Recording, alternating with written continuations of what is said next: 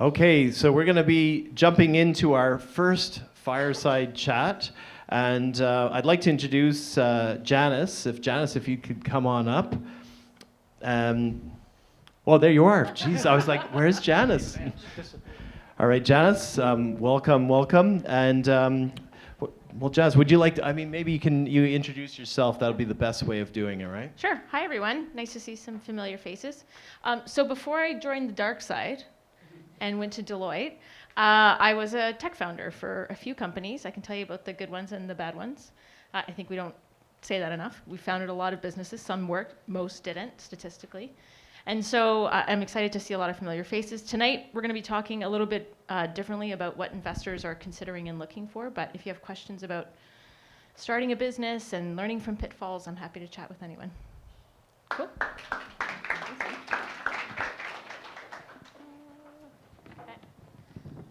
All right, Alex, do you want to come on up? Thank you. Thanks very much. Where do you want to sit? Okay.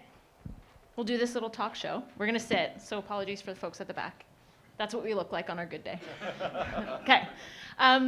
So a lot of times, not just myself, but when people approach a few of us, they say, how did you get investment? What are investors looking for? It feels like this black box. And certainly when I started, it was a bit of a black box. I will say in the year 2025, investors are very open about what they're looking for, the things that can frustrate them, what their hypothesis is, what they're looking to build in their portfolio. And so the first thing before I turn it over to Alex is do your homework on your investors. They're pretty candid. Their websites are increasingly very transparent about where they invest, what they're looking for. Some of them will even give you KPIs at the stage. And so before you come and try to barrage a poor investor, maybe at an event like this, take 5 minutes and do some homework on their history as well. Awesome. Okay, so I will say what you said Yes. is mostly true, Here we but go. not totally true. If you would ask me, what we invest in, I would be very clear. I'd say to you, we're typically entering at the earliest stage of formation. We will write checks anywhere between $500,000 and $1 million, typically across 4 sectors. So our focuses are on fintech, prop tech, urban mobility, and sports and entertainment tech. And that's where I would start. But I would say, we will get all kinds of founders that come in because those definitions are very broad, number one. And number two, it is less about having the metrics, which again, I would say to you, well, we like to see, we will do some pre-revenue companies, but we typically like to see a certain amount of growth, or we typically like to, but the bar moves all the time. And it is really around what your personal connection is with the individual from the start of it. It's a long-term relationship. We have companies. I saw one of our old portfolio CEOs that is here now. We exited that company, and I don't know if Max is here, but we've been in Sherpa for a long time. Like, these are long-term relationships. People have to get along with each other, and we both have to understand our strengths, each other's strengths and weaknesses. So I agree with what you're saying to a large part, and I do think that generally speaking, there's a perception that investors are more transparent these days. I'm going to tell you that I don't think it's 100% true, but I think that there is a goal of being more transparent. There you go. Okay, I'll agree to that one. Awesome. So in travel tech, we like to think of ourselves as special snowflakes. Oh, our investments are different. How they think about our companies are different, and that is true in some regards. But really, when an investor is looking at our companies, they have to think about it in the basis of their whole portfolio. And so, Alex, to kick this off, what are you looking for in any company, agnostic of sector, that you want to see as 2, 3, 4, I don't want to say KPIs, but leading indicators that this will be an interesting investment? Okay, so again, I go back to where we invest. So we're at the pre-seed stage and the seed stage, to me, it's like a 90-10 split. 90% it's about the founder and the founding team, and 10% it's about the idea, because those change over time. Founders also change over time, but less so. What happens is your team changes over time, so it becomes from 90-10, then the next stage of financing is 75% about the team, 25% about the metrics, and it keeps going down. Now, the team's always an important part of it, and I'd say even at the Series B or C or D, when those deals are getting done, it's 50% about the team, but building a much more durable team that's not dependent on a single individual, and where you've you've expanded your executive team and demonstrated you could hire great people, and then the other half is about the metrics. I don't know if that really addresses or answers the question you asked, but that's really more about what it's about at the pre-seed stage. And then growth becomes so incredibly important still. So you'll hear a lot about profitability and driving towards profitability. And yes, that's important. Being a standalone business and not dependent on capital to come in to keep the business running is absolutely critical. But those are still not the businesses that get the best bump. They're the ones that everyone's talking about today because we've all been forced to focus on that. The ones that still get the best bump and are the most attractive, if you can do it, is if you can grow 2 to 3 times your top line revenue and just do it more efficiently, then you're in great shape and you will have the easiest time getting financed. If you're growing at 50 to 75%, but you're profitable, you'll have an okay time getting financed. And if you're going like 30 to 50%, and even if you're profitable, it's a little bit harder. It's going to be a little bit harder to get financed. It doesn't matter the stage that you're at either. Yeah. Just a heads up, we're going to do some Q&A, so if you have questions, start to think about that. So a couple of last questions while we let folks kind of percolate. What are some, I don't want to say red flags, what are some pink to red flags that when you see a pitch from an investor, you start to get spidey senses that something's off? Generally speaking, we favor entrepreneurs that have experience in the industry that they are serving. So for example, you started a company, you were working in travel before, you saw the problem, you wanted to solve it. Generally speaking, those are the types of businesses that we are most successful at. I could give you 100 examples of where we've literally done it because the person has experienced the problem themselves, whether it's a student who graduated from university, she was applying for all kinds of jobs and really didn't like the interview process at the time, so built a video interview platform as an example. Like, she just experienced that problem, or probably my top company is a company based in Atlanta that does financial services and financial literacy for children. Well, this came out of a problem that the two parents had when their kids wanted to go out with their phones and they didn't have any cash to give them, so they were giving them their credit card, and they were like, I can't believe I'm giving a 14-year-old kid my credit card. I need to put some limits on this damn thing. So they built that limiting function. So they experienced the problems. People who experience the problems themselves are generally the ones who are the most passionate about solving it. To say like, I read this article and I think that this is a great industry to operate in and it's got a big problem, like, probably not as interesting. Okay, last question, and then I'll come up and see if folks have any questions for Alex. What's one either idea or company or area in travel, and I'll let you be as broad as you'd like with that you're surprised still hasn't been solved yet? That's still frustrating, and you're like, why isn't this fixed, so to speak? Okay, so it's kind of hard because I travel a ton, and by the way, I think loyalty's broken again. FYI, anyone who's collected points, raise your hand, collect points, yay. My career got started working for Air Miles. It was a small company at the time. It was called the Loyalty Group. Air Miles was their primary product. I was probably one of the first 100 employees. I really didn't have any idea that it was a startup at the time, but it was, they reinvented, or they invented, I would say, cross-platform, combining loyalty or airline points, so to speak, with retailers. First time that was ever brought to Canada and successfully deployed in North America. The only place where you could collect airplane points was through the airlines. So this was very innovative at the time. I do think that that's one thing that is broken, has not been fixed yet. For a lot of reasons. Number one, I think the idea of an aspirational reward is hard to get to. Number two, the ship has sailed. It's been done 100 different times. We talked a little bit before about car rentals. It's been attempted. Turo's an interesting experience. I've tried it, but the whole idea of, if you think about the concept of micromobility, that's something that we've tried to invest in and solve against, and we've had lukewarm results, I would say, thus far. That whole category of having the third lane in terms of, broadly speaking, travel. That's for bikes and scooters and e-bikes, etc. huge infrastructure requirements to get that up and running. You've got governments that are opposed to bike lanes that have been built. Like, so there's a lot of conflict that happens there. But if you can get the messaging right, if you can get the business model right, we think even in micromobility, like we're still investors in Bird. We took that company through bankruptcy. It's a sustainable business now. It's profitable. You think, like you build a business like that, that's got huge potential.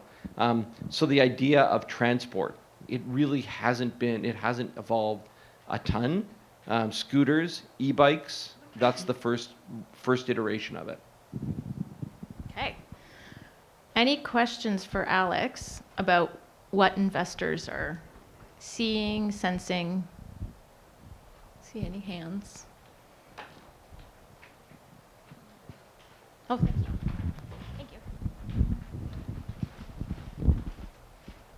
you. I have a question about the micromobility specifically and the car share aspect of it. What do you think? What do you think about the car share business here in Canada and all around the world? And also, what do you think about the cars that are parked in your condos? Maybe do you have any insight about that? So I will say on the car share side, I'm surprised that problem hasn't been properly solved yet either, because I still think that there was a lot of research being done pre-COVID by the large manufacturers in a space that I thought was incredibly interesting. The idea that we could you and I don't really know each other, but we have differing needs for vehicles, for vehicle usage. That might complement each other, A, because we live close to each other, B, because we may need to, in fact, just swap our vehicles every so often, because I have a family, but I don't need a big car during the week, but you do deliveries during the week, and you don't need a big car on the weekend, and that sort of swap and car share type of idea could work. It never really emerged, and every major vehicle manufacturer was trying to get to a point where they could have software that would optimize for that, and they thought that self-driving cars were going to be the solution to bridge the gap. There were just too many things that were happening at the same time to try to come together to get to a big market. Now, we're closer. Self-driving cars are a little bit more pervasive. I don't think we'll be sitting here in 2030, honestly, saying to ourselves, well, everybody's sitting in a self-driving car now. That might be more like a 2050 thing. And I think that's the one gap to car share, but there are other models that might make it doable. Did that answer your question? Yeah, but can you please share what models That's your job. That's not Alex's job. Right. I don't have a great answer for that, but I can tell you the difficulties to getting the challenges, right? One, so there needs to be, the agreement is the easiest part. But there's huge capital upfront capital expenditures that's going to be required in order for you and I to share a car. We have to have like driving habits. We have to have an agreed upon schedule. There has to be probably a third party who steps in should our agreed upon schedule not be working, so I can borrow somebody else's car. You can borrow somebody else's car. So there's a lot of logistics that have to happen in the background. And then, finally, there has to be a way for that car to get from point A to point B, which might be a driver, it might be driverless, it might be a lot of different things. I haven't really thought that far ahead to that, but when we started looking at the problem, it was around 2016, 17, 18, because there was a thought that by now, we would all be sitting in driverless cars. That was in 2018 and 2017, there was billions of dollars being thrown at autonomous vehicles under the notion that the world would be operating that way by now. And it's just not. And I don't think governments, we're still testing. I think we're getting closer. I just do not think we'll be at full autonomy for another 15 years, 20 years. Maybe I'll ask another question while folks think about it. Okay, I see a couple hands. We were talking before about how efficient companies can be run now in 2025 using a lot of tools. Are there a couple other trends you're seeing in how companies are forming today that simply couldn't be true in, let's say, 2019 even? Okay, so on the formation side, there are a lot of dating-like services that are matching founders together and putting financing behind it. In full transparency, it has never worked for companies that we've invested in. I don't love that model. I like people to actually know each other before they get started so that they understand each other's strengths and weaknesses and know when they want to kill each other as opposed to learn that they want to kill each other. Like that's the worst, is separating founders out. So that's those are different models that exist today in terms of being, finding companies.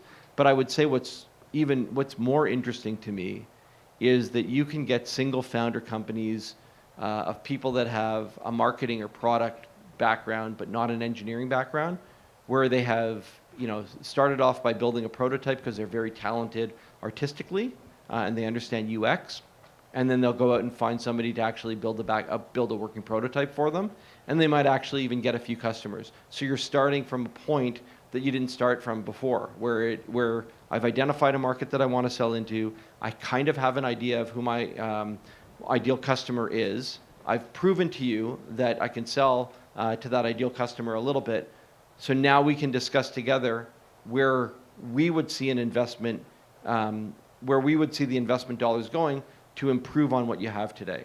Like that's very, very, very different than companies in the past that scraped together a couple of dollars to go put an engineering team together that were scattered about, built a decent and okay first iteration of the product, but that was like 10 or 15 people and a couple $1 million in before you could get to something where you knew that there would be product market fit or interest. That's very, very, very different than what we're seeing now.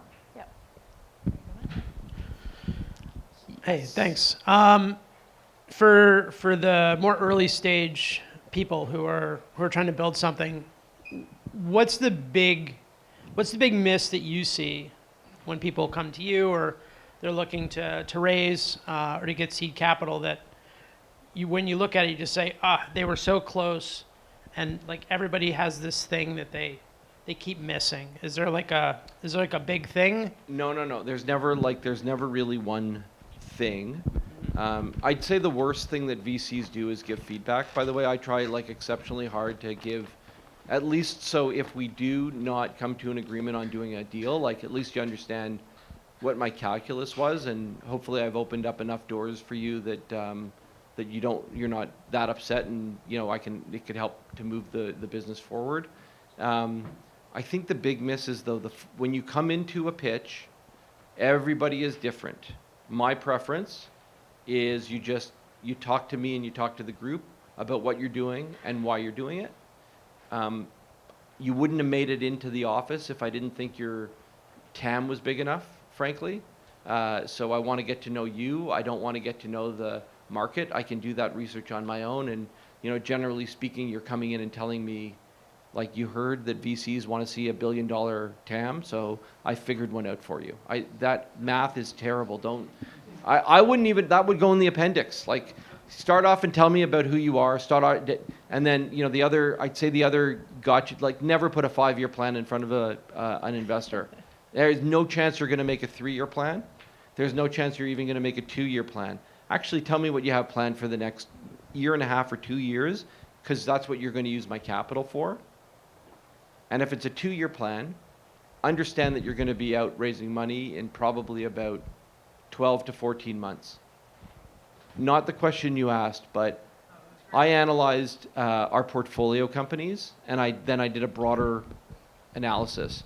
Our very best companies are raising money every 9 months. Now, that's not necessarily true right now, but companies that are on the fastest trajectory are in market every 6 months because they're getting inbounds from VCs and they are understanding the value of putting cash on the balance sheet. Don't think you're deficient if you're raising it in every 12 to 15 months or even 18 months. That's kind of normal. I'm just telling you, from my experience, it's only happened to me 2 or 3 times where our very best companies can raise that quickly. Those are anomalies in special companies. But it goes back to what I'm saying is put a proper plan out there that says, look, in the next 2 years I expect to do this, but more realistically in the next 1.5 it's this. In a year from now, if I'm not at X, I'll be out fundraising, or if I'm at X, I'll be out fundraising. And if, that's what I want to get, that's the plan that I want to get behind. Hi, Alex. My question came from your comment about autonomous driving, in 2016, 2017. and how people were thinking then You're compared not to now. questioning, you better not be questioning my stats. No, absolutely not. It was a more broader You're question. going to tell me it was like 2014 next, right? No.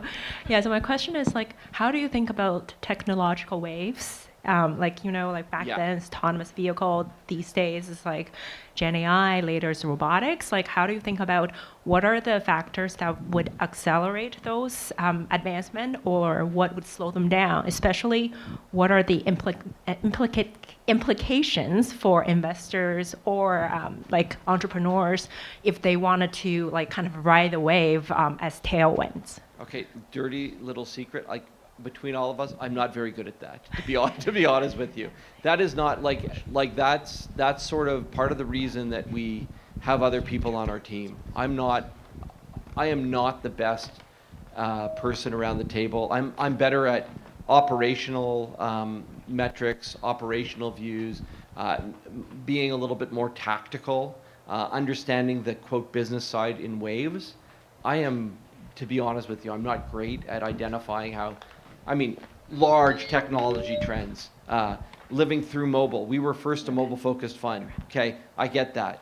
Getting through the impact that cloud had, getting through the impact even that the infrastructure that blockchain had. Yeah, we've done that before. And even now on AI, okay, so I have some ideas around it, but in terms of like introducing robotics, not necessarily my specialty. And I would say that most funds, I know a lot of funds, sound like Donald Trump. I know a lot of funds. I know a lot of funds. The best. I know the best funds, right? Do you make deals? And I would say that I'm telling you, I've talked to people, every fund is constructed almost the same.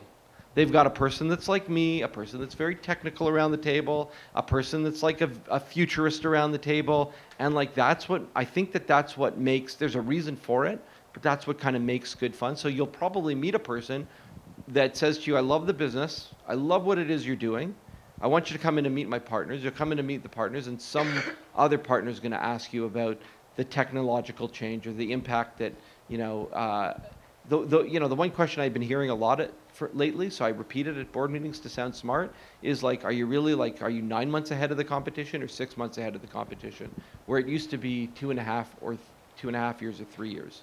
Like it is so concentrated now. The speed to market is so concentrated, and that's the biggest challenge I think a lot of our companies face. Okay, we can do one more question, but before you raise your hand, is it a good question? Because you're going to be the last question. I could do speed round if you want to do two. I'll talk less. You had your hand up, so I'm going to come around. He's pretty confident that it's a good one too. This is why I give people an option. Here you go, bud.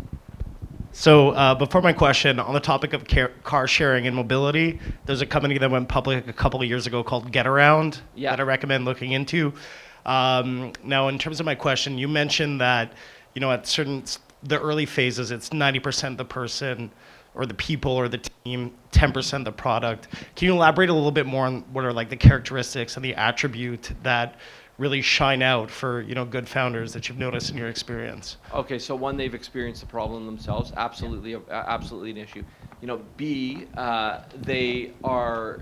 I like people who have been, believe it or not, like military trained, elite athletes, like people who have succeeded outside of the business function, because it shows dedication, it shows being very methodical in your thinking. So I like that. I like that side.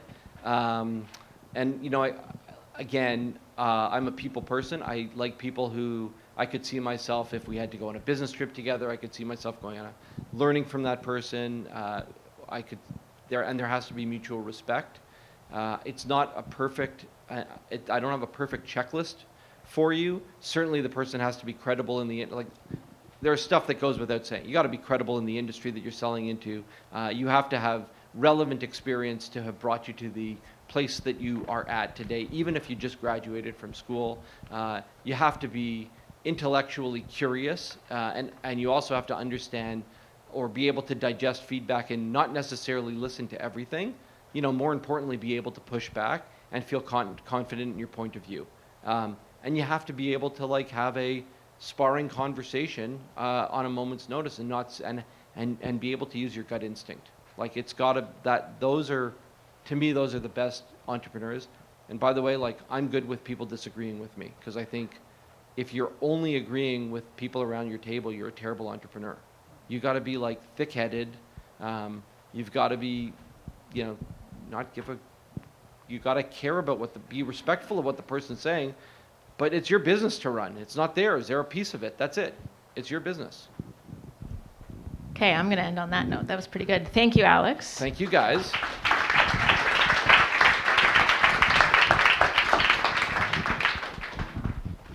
Thank you.